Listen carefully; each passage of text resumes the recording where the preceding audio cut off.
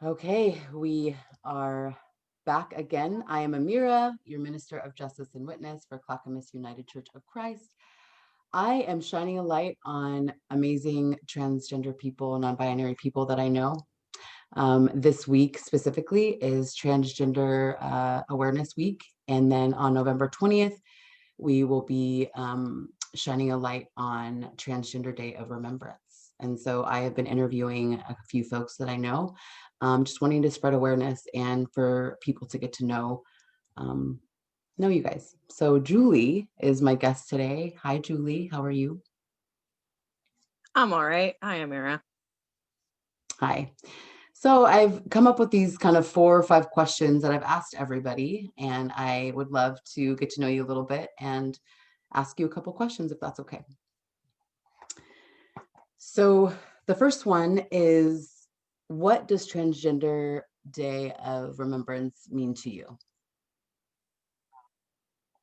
Transgender Day of Remembrance for me is a very solemn and sad day.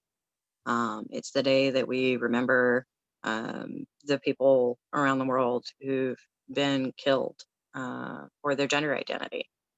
Mhm. Um, it's the fact that we need to have it is sad, really. Mhm. Um, the numbers just keep going up every year, and that's heartbreaking to me. Yeah, absolutely.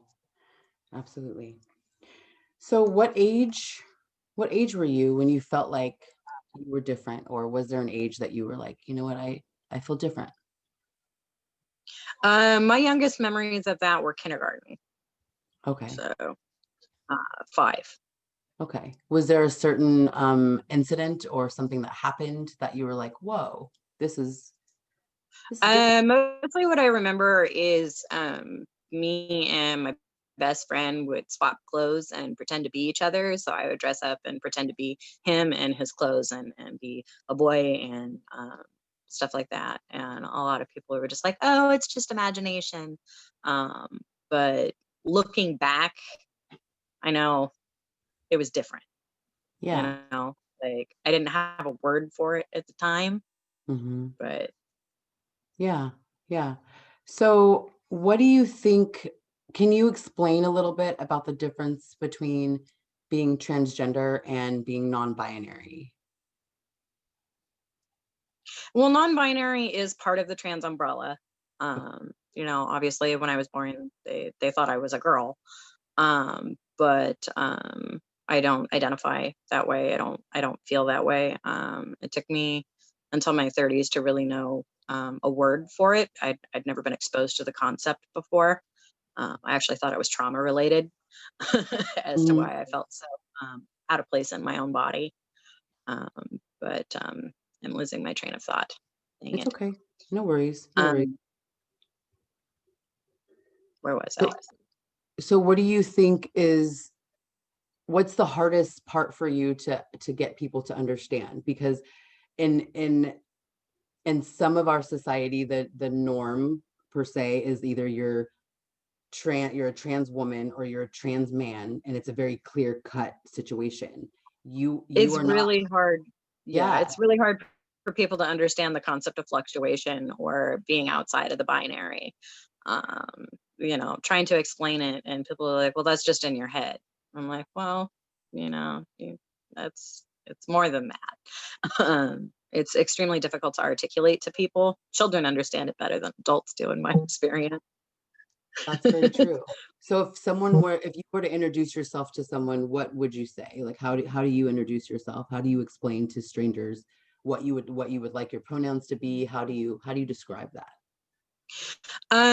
For strangers, I usually default to they, them, um, and just say that I'm non-binary.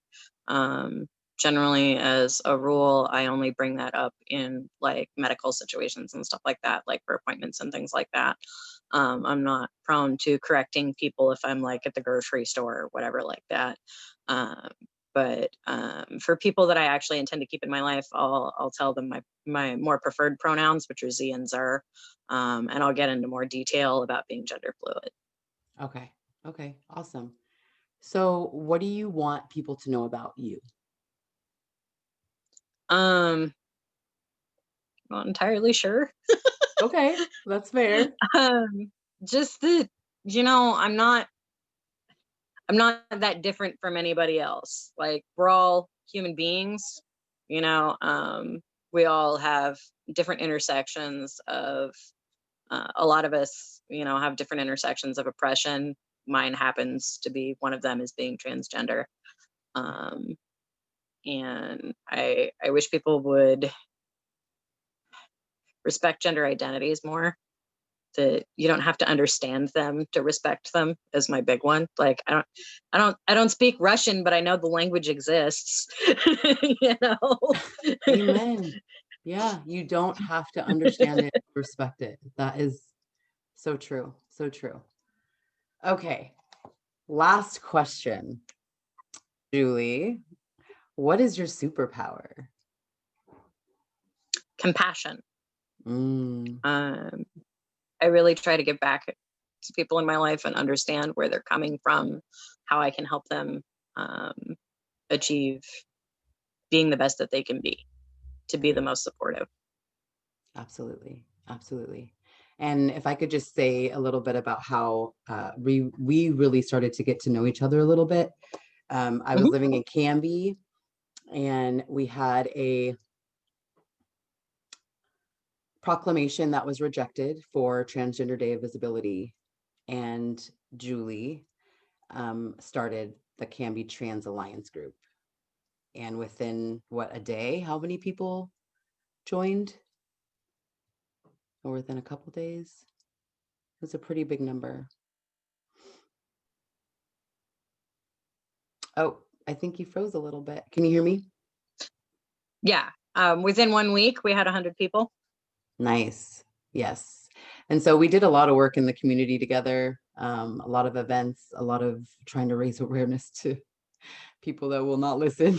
But I just wanted to say that Julie is an incredible human, very misunderstood by a lot of people. And I'm really glad that I took the time to continue to get to know you and become friends with you, because you're an amazing human, and I really do love you. So thank you. Thanks. I love you too. Thank you for taking the time to chat with me today. And yeah, Anytime. absolutely. Have a fabulous night, and I'll see you soon. All right. Sounds good. Talk to you later. Thanks. Bye.